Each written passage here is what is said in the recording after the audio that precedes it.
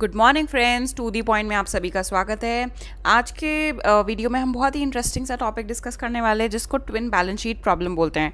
तो जैसे कि आपको पता होगा, बैलेंस शीट तो आपने सबने पढ़ी है। बैलेंस शीट क्या होती है? इसमें एक साइड असेट्स होते हैं, एक साइड लाइबिलिटीज़ होती है। हर एक फर्म, इंडिविजुअल और कंपनीज, कॉर्पोरेट्स, पार्टनरशिप फर्म्स, सबके लिए बैलेंस शीट बनाई जाती है। तो ये ट्विन बैलेंस शीट क्या चीज़ है? आज तक बैलेंस शीट तो सबने सुना था, लेकिन ट्विन बैलेंस शीट क्या हो गई? तो फ्रेंड्स, जो ट्विन बैलेंस शीट प्रॉब्लम है, ये जो प्रॉब्लम मेनली राइज हुई थी इंडिया में 2015-16 का जो फाइनेंशियल ईयर था, तब लोगों के सामने आई, आरबीआई के सामने ये इशू आया। और इसमें क्या था, देखिए, ट्विन बैलेंस शीट में दो एंटिटीज़ की बैलेंस शीट को कंसिडर किया जाता है। एक साइड तो है हमारे बैंक्स जो हो गए, और दूसरी साइड हो गई इंफ्रास्ट्रक्चर कंपनीज। इसमें और भी कंपनीज मान सकते हो, लेकिन इस टाइम इंफ्रास्ट्रक्चर जो सेक्टर है, इस पे मेन फोकस था।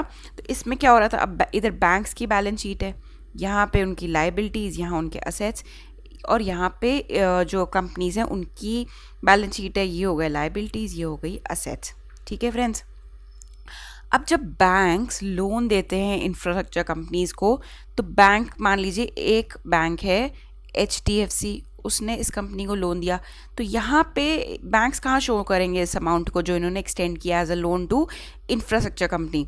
तो यहाँ पे आएगा 100 करोड़ का लोन। क्यों? क्योंकि बैंक्स के लिए तो ये असेट हो गए। और ये बैंक्स के लिए असेट क्यों हो गए? क्योंकि लॉन्ग टर्म में ये बैंक्स को रेवेन्यू जनरेट करके देंगे। कैसे? In the form of interest. तो ये तो स्टोरी हो गई बैंक्स की बैलेंस शीट के पॉइंट ऑफ व्यू से। बैंक्स ने जब लोन दिया तो वो अपनी असेट साइड में शो कर देंगे 100 करोड़ लोन टू HDFC, जो भी इस इंफ्रास्ट्रक्चर कंपनी का नाम रख दीजिए, मान लीजिए XYZ, तो यहाँ पे XYZ का नाम आ जाएगा। अब जो ये XYZ कंपनी है, इसकी बैलेंस शीट बनाएंगे तो ये इस लोन अमाउंट को कहाँ शो करेंगे? अपने असेट साइड शो करेंगे, लाइबिलिटी साइड। तो फ्रेंड्स, ये XYZ लिमिटेड के लिए तो लाइबिलिटी हो गई। क्यों लाइबिलिटी हो गई? क्योंकि इनको उनके ऊपर ऑब्लिगेशन है ये कि पैसा बैंक को वापस लौटाना है। तो ये अगर XYZ की लाइबिलिटी है, तो ये 100 करोड़ का अमाउंट कहाँ पे शो करेंगे? ये इसको यहाँ पे शो करेंगे अपनी liability side, 100 crore loans to HDFC जो इनको बाद में लौटाना होगा। तो ये हो गई दो बैलेंस शीट्स, जहाँ पे बैंक की बैलेंस शीट, यहाँ पे असेट साइड, और ये हो गई liability side of XYZ limited. तो अब देखते हैं कि इस प्रॉब्लम में हो क्या रहा है। Twin balance sheet problem refers to a problem faced by over leveraged companies in whose balance sheet the debt amount is mounting along with the equivalent amount of stress being piled up in the bank's balance sheet because of the inability of the borrower to repay the amount। इसको हम छोटे छोटे parts में break करके समझते हैं। तो देखिए, पहले तो ओवर लीवरेज कंपनी क्या होती है? तो फ्रेंड्स, ओवर लीवरेज कंपनी वो होती है जिन्होंने अपनी कैपेसिटी से ज़्यादा लोन लिया हुआ है। वो इतना लोन लिया हुआ है कि वो उसको वापस सर्विस भी नहीं कर पा रहे, मतलब ना उसकी प्रिंसिपल अमाउंट पे कर पा रहे हैं, ना उस पर इंटरेस्ट पेमेंट दे पा रहे हैं। तो ऐसी कंपनीज को बोलते हैं ओवर लीवरेज्ड कंपनीज। ठीक है, तो ये प्रॉब्लम क्यों अराइज हुई? ऐसी सिचुएशन जहाँ पे कंपनीज है वो लोन पे लोन लिए जा रही हैं अपनी कैपेसिटी से ज़्यादा, और उसी टाइम साथ ही साथ अगर आप बैंक की बैलेंस शीट को देख रहे हो तो वहाँ पे स्ट्रेस पाइल ऑन होता जा रहा है। क्यों? क्योंकि जो एक कंपनीज है जिन्होंने लोन ले लिया है अपनी कैपेसिटी से ज़्यादा, वो इसको चुका नहीं पा रहे हैं। तो बैंक की नज़रों में ये क्या होता जा रहा है? कन्वर्ट NPA, मतलब नॉन परफॉर्मिंग असेट्स। जो यहाँ पे ये असेट्स थे, अब ये किसकी कैटेगरी में धीरे धीरे जाते जा रहे हैं? नॉन परफॉर्मिंग असेट्स की कैटेगरी में। और वो क्यों ऐसा हो रहा है? क्योंकि ये जो कंपनीज जिन्होंने लोन लिया था, ना तो वो प्रिंसिपल अमाउंट चुका पा रही है इनके ऊपर, और ना ही इनके ऊपर इंटरेस्ट दे पा रही है। तो ऐसी प्रॉब्लम को बोला गया ट्विन बैलेंस शीट प्रॉब्लम, क्योंकि एक ही साथ दो एंटिटीज़ की बैलेंस शीट पे यहाँ पे फ़र्क पड़ रहा था। एक थी ये कंपनीज और दूसरी तरफ थे ये बैंक्स। कंपनीज लोन नहीं दे रही, बैंक्स के ऊपर स्ट्रेस पाइल ऑन हो रहा है। क्यों? क्योंकि इन्होंने तो किस सोच के साथ लोन दिया था कि ये जो पैसा है ये हमें रेवेन्यू जनरेट करके देगा, ये हमारा असेट है जो हमने लोन दिया है, कल को इस पे इंटरेस्ट इनकम आएगा जिससे बैंक को प्रॉफिट होगा, और उसमें से वो कुछ अपना हिस्सा रख के जो डिपॉजिटर्स हैं उनका पैसा उनको वापस दे देगी। लेकिन यहाँ क्या सिचुएशन हो रही है? क्योंकि ये पैसे वापस आ नहीं रहे हैं, तो एक स्ट्रेस की सिचुएशन क्रिएट हो रही है, और ये जो असेट्स हैं ये ज़्यादा से ज़्यादा NPA में कन्वर्ट होने लग गए। और ये प्रॉब्लम कब उठ के आई बाहर? 2015-16 में फर्स्ट टाइम हाईलाइट हुई थी इकोनॉमिक सर्वे में, showing the weakening balance sheet of public sector bank. सबसे ज़्यादा इसको अगर कोई इस प्रॉब्लम से सफ़र किया है तो हमारे देश के पब्लिक सेक्टर बैंक्स हैं, and that of large corporate houses, उसमें भी स्पेशली इंफ्रास्ट्रक्चर कंपनीज। तो ये है हमारा ट्विन बैलेंस शीट प्रॉब्लम। चलते हैं में रीजंस क्या थे ये ट्विन बैलेंस शीट प्रॉब्लम जो हुई इंडिया में। ओवर लीवरेज कंपनीज, भाई कंपनीज इतनी ज़्यादा लोन ले चुकी थी कि उनकी पेइंग कैपेसिटी ही नहीं थी।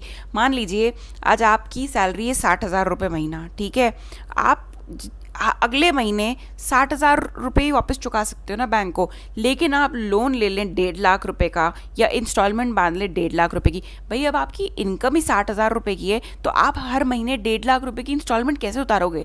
नहीं उतारोगे। और क्या होगा, आप डिफ़ॉल्ट करने लग जाओगे पेमेंट में। डिफ़ॉल्ट करोगे तो बैंक वहाँ पे क्या शो करेगा, पेमेंट डिफ़ॉल्ट हो रही है।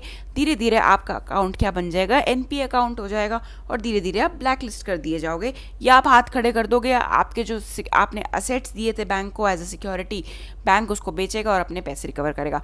लेकिन एक बार तो लिक्विडिटी की प्रॉब्लम खड़ी हुई थी। क्यों? क्योंकि आपने अपनी कैपेसिटी, जो आपकी पेइंग कैपेसिटी है, उससे ज़्यादा का लोन ले लिया था। तो यही हो रहा था फ्रेंड्स कंपनी के साथ, जितनी कैपेसिटी नहीं थी उससे कहीं ज़्यादा वो लोन लेके बैठ गए और इससे क्या हो गया, डेट पे डेट्स पाइल ऑन हो गए, जिसको डेट एक्यूमुलेशन भी बोलते हैं। So debt accumulation on the company is very high and thus are unable to pay interest payments on loan, hence they are over leverage. Bad loan encumbered banks, अब ये क्या था, as the over leveraged corporates are unable to pay debts, it leads to piling up of non-performing assets, leading to this problem of twin balance sheet syndrome. NPAs of the bank is 9% for the total banking system of India. It is as high as 12.1% for public sector banks, contributing to the 4/5 of the total NPA. जितने भी देश के NPA थे उसमें से 4/5 मतलब almost 80% से ज़्यादा जो हिस्सा था वो किसका था, पब्लिक सेक्टर बैंक्स का, क्योंकि उन्होंने बहुत बड़े बड़े लोन्स, बहुत बड़े अमाउंट के लोन्स दिए थे और वहीं पे डिफ़ॉल्ट की प्रॉब्लम स्टार्ट हो गई थी। वो कंपनीज उनको लोन वापस दे नहीं पा रही थी, तो इसलिए सबसे ज़्यादा NPAs भी जो पब्लिक सेक्टर बैंक्स हैं उन्होंने ही सफ़र किए थे। अब भाई इतनी बड़ी प्रॉब्लम है तो RBI इंटरवीन तो करेगी ना, क्यों? क्योंकि देश को बचाना है, वरना जो इन्वेस्टर्स है उनका इंटरेस्ट या कॉन्फिडेंस है वो लूज़ हो जाएगा मार्केट में से। तो RBI ने इंटरवीन किया और कुछ स्कीम्स निकाली कि बैंक्स को किस तरीके से इस प्रॉब्लम में से निकाला जाए। तो उनमें से कुछ जो स्टेप्स RBI ने लिए थे वो थे insolvency in bankruptcy code, FRDI bill, private asset reconstruction company, recapitalise करा बैंक्स में, फिर से कैपिटल इन्फ्यूज़ करी, strategic debt restructuring scheme, corporate debt restructuring scheme थी, फिर एक S4A स्कीम थी। इन ये जितनी भी स्कीम्स है, ये टॉपिक्स है, इन पे सब पे फ्रेंड्स सेपरेट वीडियोस हैं, आपको परेशान होने की ज़रूरत नहीं है। इन वीडियोस को आप एक एक करके देखिए। एक एक टॉपिक को मैंने अलग अलग वीडियो में बहुत डेप्थ में समझाया है कि इनमें क्या क्या प्रोविजंस थे जो RBI लेके आई थी इकोनॉमी को ट्विन बैलेंस शीट प्रॉब्लम में से निकालने के लिए। तो फ्रेंड्स आज के वीडियो के लिए इतना ही। आई होप आपको ये क्लियर हुआ होगा कि ट्विन बैलेंस शीट प्रॉब्लम क्या है। अब जो RBI प्रेडिक्ट कर रही है कि आने वाले समय में ट्विन बैलेंस शीट नहीं, फोर बैलेंस शीट प्रॉब्लम आने वाली है अगर हमने सिचुएशन नहीं संभाली। अभी तक तो क्या था, बैंक्स थे और इंफ्रास्ट्रक्चर कंपनीज थी। अब कौन कौन जुड़ जाएगा इसमें, NBFCs and real estate companies. तो ये होगी 4 बैलेंस शीट प्रॉब्लम। लेकिन आज का टॉपिक था हमारा ट्विन बैलेंस शीट प्रॉब्लम, जिसमें 2 एंटिटीज़ की बैलेंस शीट को हम कंसिडर कर रहे थे जहाँ पे प्रॉब्लम अराइज हो रही थी। फर्स्ट था बैंक्स और साथ ही साथ थे जो लार्ज कॉर्पोरेट हाउसेस थे।